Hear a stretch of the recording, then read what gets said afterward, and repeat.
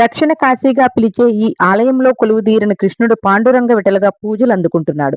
ఓ భక్తుడు కోరిక మేరకు ఇక్కడ స్వయంభూగా వెలసిన ఈ స్వామిని పూజిస్తే సకల శుభాలు కలుగుతాయి. సుమారు 1000 సంవత్సరాలు చరిత్ర ఉన్న ఈ క్షేత్రంలో ఏకాదశి తిథులకు అధిక ప్రాధాన్యత ఇవ్వడం విశేషం. ఈ ఆలయంలో ఏకాదశి తిథుల్లో ముఖ్యంగా ఆషాఢంలో వచ్చే తొలి ఏకాదశికి సుమారు నెల రోజుల ముందుగా వివిధ ప్రాంతాల నుంచి స్వామి భక్తులు మెడలో తులసిమాలను ధరించి దీక్షను తీసుకొని విశేష పూజలు చేస్తారు. తొలి ఏకాదశికి ఆలయానికి చేరుకునేలా కాలినడకన యంత్రం ప్రారంభిస్తారు. అలా వచ్చేవారిని వర్కారీలు అంటారు. రోజు 40-50 కిలోమీటర్లు ప్రయాణిస్తూ రాత్రికి ఓ చోట బస చేస్తూ అనుక్షణం స్వామి చింతనలో గడుపుతూ చివరకు దేహు, ఆలంది అనే గ్రామాలకు చేరుకుంటారు. అక్కడి నుంచి బృందాలుగా బయలుదేరి తొలి ఏకాదశికి ఆలయానికి చేరుకుని స్వామిని పూజిస్తారు. ఆ రోజున స్వామి విగ్రహాన్ని భుజాలపైన మోసుకుంటూ ఊరేగింపుగా చంద్రబాగ నది వరకు తీసుకొస్తారు. ఆ నది నీటిలో స్వామిని అభిషేకించి మళ్ళీ ఆలయానికి తీసుకొస్తారు. జై